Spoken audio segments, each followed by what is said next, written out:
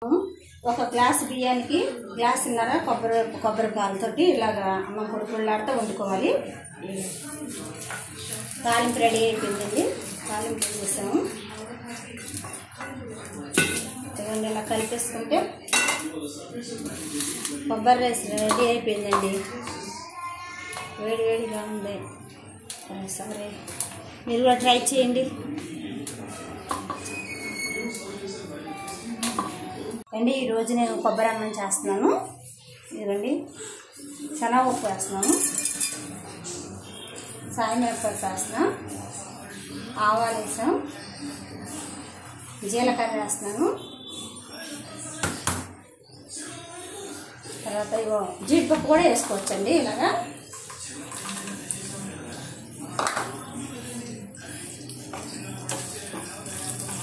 కొబ్బరి అన్నం అనేది బిర్యానీ టైప్లో చేసుకోవచ్చు.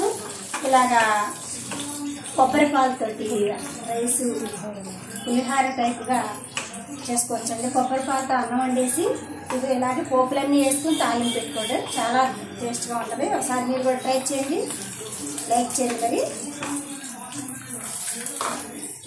తర్వాత నేను పచ్చిమిర్చి వేస్తున్నానండి. మిర్చి కూడా ఒకటి వేసుకోవాలి.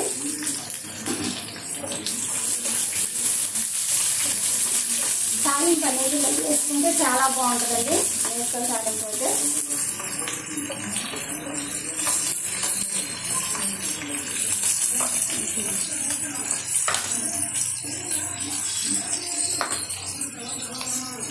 కొబ్బరి సాల్ట్ వేస్తాం కదండి, తీసేసాక ఈ పిక్కు కూడా కొంచెం తాలింపు వేసుకుంటే టేస్ట్ బాగుంటుందండి.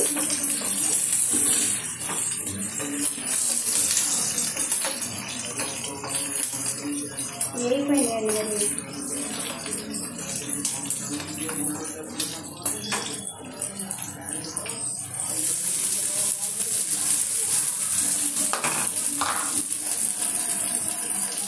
మరి కరివేపాకు కూడా వేసుకున్నాం కొద్దిగా.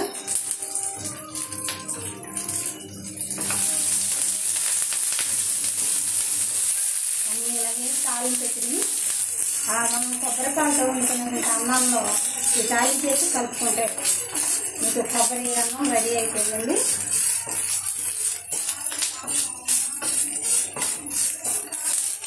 మీరు ట్రై చేయండి ఒకసారి.